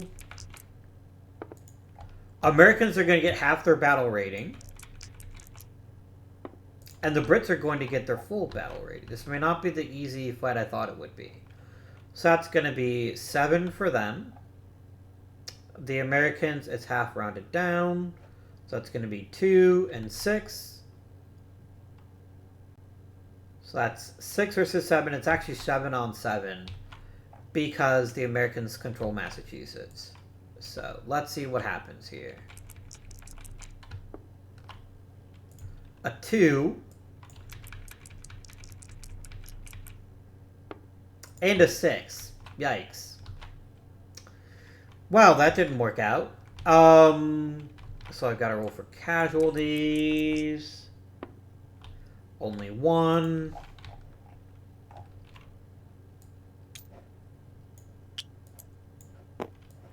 That's not the worst thing in the world, though. It also puts them into winter quarters, which is pretty great. And then you, my dude, have to roll to see if you take any damage. Which you sure do. That's going to be enough to kill a guy. So I'm pretty sure Washington has an agility of 3. No, he's only got 1 and 2. So then, yeah, that's actually not enough to kill a troop. So, good fight by Clinton. We have concluded the turn. Now we're going to take the entire discard pile. And we're going to shuffle it. Tyler should shuffle it like 3 times. Once is enough.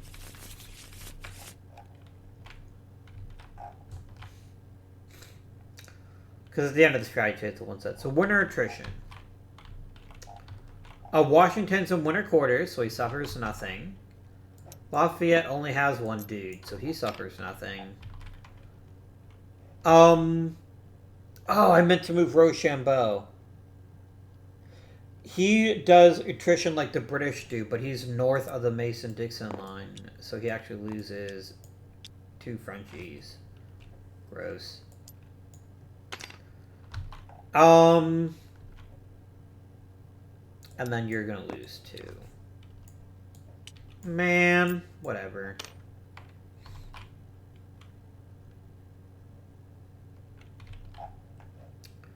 Burgoyne loses nothing, and Cornwallis loses nothing. That's winter attrition. French naval phase.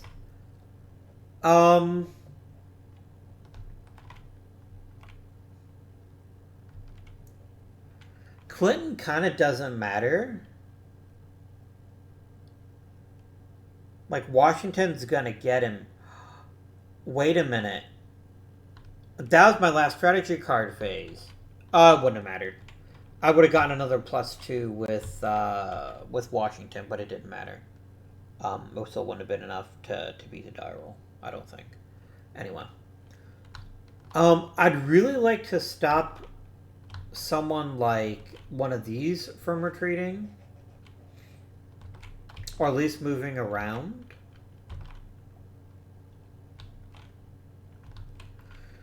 But I think I'm going to leave this fleet here until Clinton is defeated. So that's the French Navy phase. The British have to remove 2 CUs from the board. They don't want to take the one from St. Mary's. They're going to take both of them from Gentleman Johnny. because of the European War. Basically, they're off to fight the French. I'm going to flip this back over and put it over here just to remind myself that the French alliance is in effect. So that's the French naval phase completely done. Next, the political control phase. First, we flip. But there's really nothing to flip. Nothing has changed as far as who has control of which colony. And last but certainly not least, this is the only isolated token. The rest are all fine. Do note that blockading doesn't stop them from their supply lines, so they don't have to like remove stuff or anything. Alright. That is it for political control. We move up to 1781. This will be the last turn of the game, unless somebody draws the 82 or 83 card here. The Brits get 1 measly reinforcement. And the Americans draw 7 cards.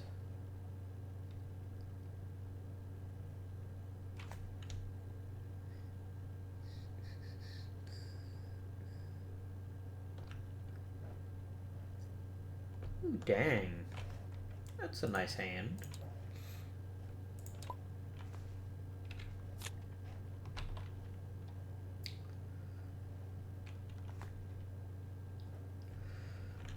So. He can't use that card now. Annoying. The Brits could play Major Campaign to go first.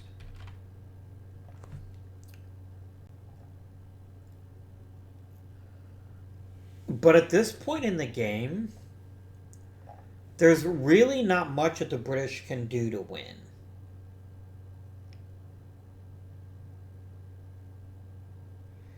Even defeating Washington wouldn't make a difference because the French alliance can't end once it starts.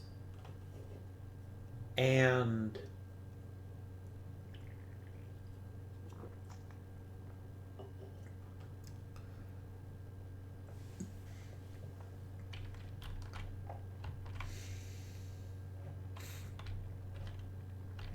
I mean, I could do a landing party, which would instantly let me flip a spot.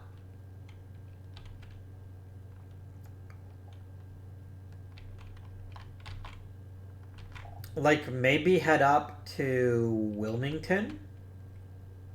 Or even Philadelphia. Or Long Island. Or Newport. Well, not Newport, but maybe Long Island. We could then try to take Rhode Island. Or, no, we'd probably go to Long Island, actually.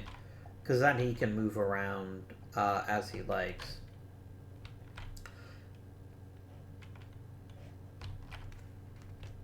So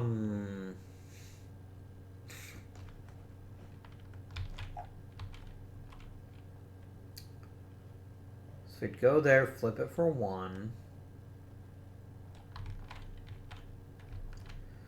They don't even have 3 generals, though, so it'd be kind of wasted. They're going to elect not to go. The American player says, I'm going to go first.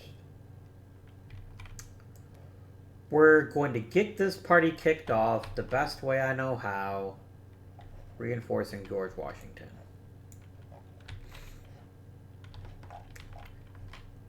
Getting my boy G-Dubs a couple of extra... Oops, that's way too many extra troops. Okay. I will do it again. Oh, you can't prove no one called him G-Dubs. So, yeah. Put that in your pipe and smoke it. So, he plays a card to... Oh, I actually deleted the card that I just had. It was a 2. No, I didn't. It's right there. We're fine. Brits go next. They're going to bring on reinforcements using a 1 card. We're going to bring back Howe. And we're going to have him land in New Bern.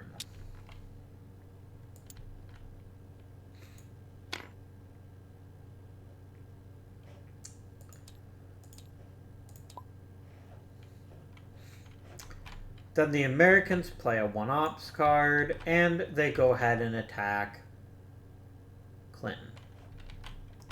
The American player then says he's going to play Morgan's Rifleman. Draws a card.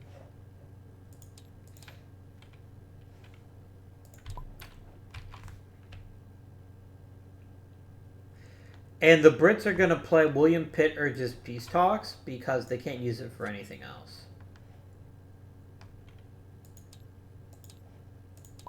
So that's going to be a +1 for the Brits. So, let's roll for stuff. Really?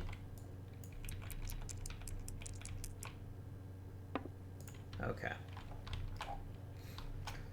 So, Clinton is halved to 2. That's a total of 5 for them. That's it. Oh, sorry, 6. The Americans get 7 + 2 + 1 for it being their colony. So that's 10 and 6. So let's roll. A 15, and with that, I don't even bother to roll because even with a 6, I'd only get a 10. These jerks have to surrender.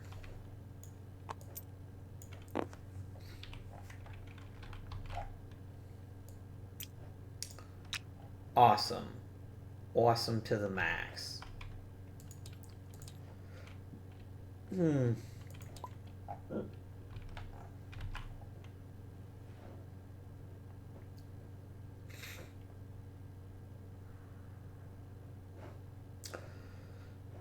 Brits have a problem. The Brits always seem to have a problem. Remember how beginning this episode I thought the Americans were screwed? It's funny how a couple dice rolls and some really good card play has completely transformed that. Look.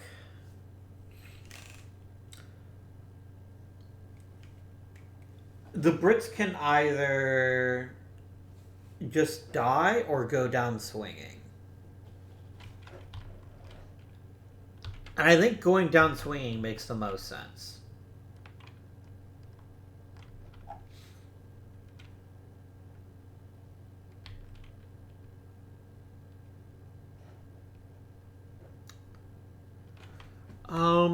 How do winter quarters work with the French again?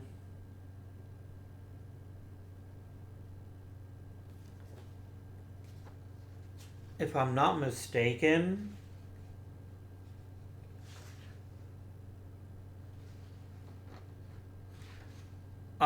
so if there's American CUs there, then they count as American units. Okay. I'd like to get some French reinforcements if I could, but I don't think it really matters.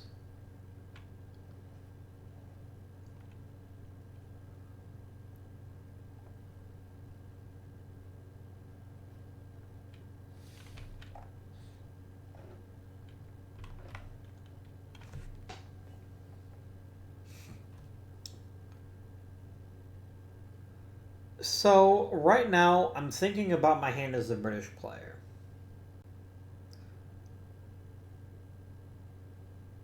There is no scenario where the British can win this game.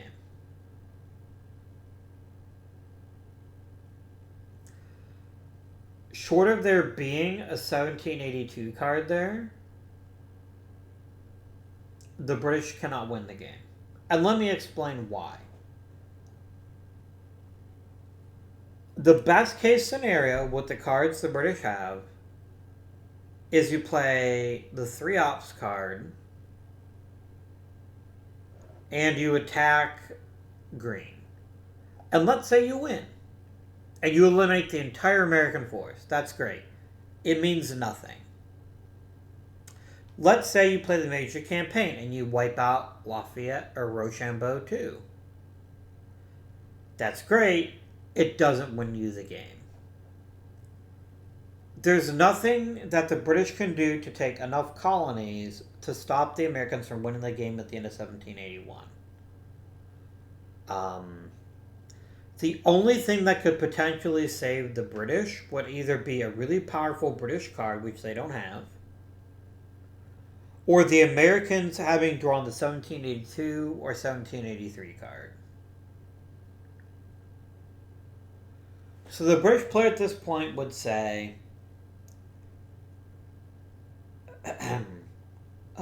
Yankee chaps, I'm terribly fussed right now, but do you have a spot of Lord North's 1782 or 1783 card?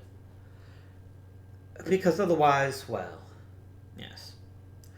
And the American player says, no, I don't have them, because he doesn't. You can show him his hand. And the British player reaches his hand across the table and shakes his hand.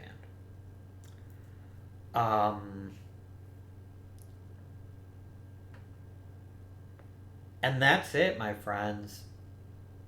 The Americans have won the war for independence.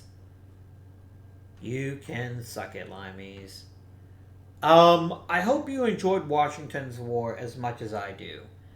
Washington's War is a tremendous war game because it teaches you the basics of how to war game really well, while being deeper and more complex than other games of the same type. It's not my favorite Gateway war game. That would be Shores of Tripoli. But Washington's War is the perfect middle ground between 500,000 edge cases like For the People and overly simplistic play as in Blitzkrieg. This is right up there with War of the Ring as one of my favorite war games. I do like War of the Ring better, though. Only because I love how differently the two sides play. In this game, the sides also play differently, but for different reasons. The key for the Americans to win, they have to be able to get through the really big years the British have at the beginning of the game. The French alliance is massive. It completely changed the game because they were able to wipe out a whole bunch of British armies without them basically being able to fight back. Once that happened, the British didn't have enough boots on the ground to wipe us out. Because the only thing that would have saved them would be an automatic victory. And let's keep in mind here, the Americans only have 11 units on the entire battlefield. Think about that. That means if the British could win a couple of big battles, they'd be right back in the thick of it. If they had enough time, but they don't. Because the game is going to end at the end of this turn, there is no conceivable way for the British to get 3 colonies by the end of the game. Because they could drop in, they could try to steal, say, Delaware. That's one, right? Fine. They don't have the ops cards to flip enough tokens to take New York or New Jersey or Maryland, and they'd have to basically do all 3.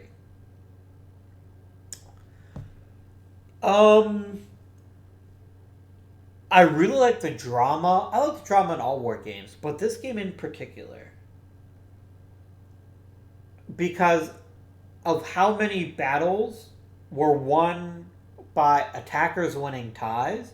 Not normal in a war game, so it's something you need to keep in mind when you're playing this, that attackers win ties.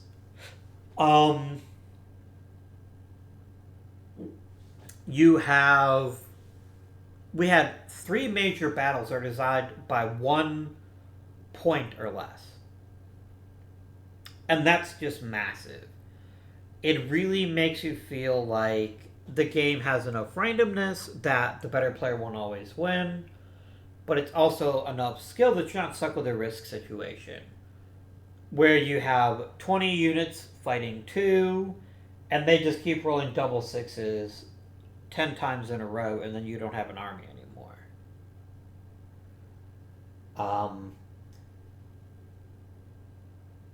I just love everything about this game. I really do. I think the ultimate sign of how much I like this game is my first real war game was Hannibal Rome vs. Carthage. It still holds an incredibly special place in my heart. But for my birthday a couple of years ago, my wife said, "We'll play any game you want to play." And usually I would say Hannibal, but I was like, no, let's play Washington's War. And as much as I love the battle cards from Carthage, or Hannibal versus Carthage, brilliant decision, Mark Herman. I think replacing them with the die makes the game a lot snappier, it's a lot more interesting, and it's a lot more fun. Do beware the British can definitely win this game. At the beginning of this very episode, with a bit more luck on the War Ends cards, the British would have won this game. But the Americans were able to retake the most important colonies, and even took Canada. And that was enough. That was enough to keep them in the game long enough for the French to get involved. A couple bits of strategy I want to point out to you in case you decide to buy the game and play it for yourself. Number 1, never be afraid to attack as the Americans. You are outnumbered early on in the game. And that just gets worse over the first few turns. I mean, look at this stuff right here. 3 reinforcements. 8, 1, 8. So let's talk about the math there. That's 20 reinforcements. The most the Americans could possibly get, and that's why they're burning through cards, is 24. 2 3-ops cards played all 4 turns. That's just not going to happen. I don't know if there's even that many 3-ops cards you could reasonably expect to draw that effectively. But if you can weather that storm as the Americans, that's fine. As long as you don't lose Washington, though, I say be aggressive as the American player. And I have played the game as a British and won. For the British, it is such a huge disadvantage to not have a general that can move on a 1-ops card. How many turns was it only able to move Howe? Like twice, or even 3 times.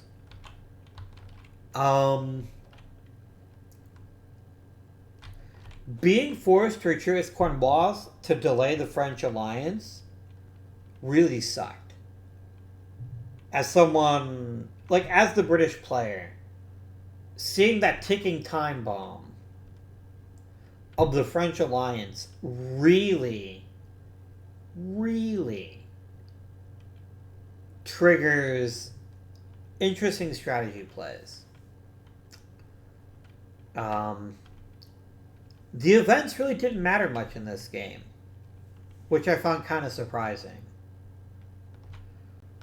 In my practice game, the one that I played before this, when the save file was being weird because I made a bunch of mistakes, the Americans pulled Baron von Steuben, which is a really great card that gives Washington 2 reinforcements and ends the British regulars. And is +2 on the French alliance track because it loses the regulars. So I actually could have gotten the alliance even earlier. But the Americans should be aggressive because the most important thing for them to do is get a victory against the British. Every time they beat the British, this clock moves 1 step closer. And we pulled Benjamin Franklin super early. I believe, if I'm not mistaken, it was on their very first turn. Which is great. On the British side, a lot of the really nasty events never came up. or when they did come up, I didn't get them, or I couldn't play them because I wasn't illegally allowed to. That was kind of a bummer. But the British are very winnable. The key with the British is to get in the Americans' way as much as possible. If you need to use your additional forces like a blunt instrument and beat up the weak American generals that you can. You need to play battle cards when they're most helpful, and you really need to make sure you're keeping up the pressure. And you can definitely win. The biggest problem for the British all game was one specific thing. The British got one campaign card the entire game. One. The Americans easily got 5 or 6. The British got this one right here, and that's it. That is crazy bad luck. Because campaigns they're not just optional, they're essential for the British player. It lets them move multiple generals, and it doesn't matter what their rating is. Yeah. I love this game to pieces, though, and I'm really glad that I found this mod and that I was able to play it. But that is it. Next up on our list, we have... I'm just checking here. Oh, that would be here.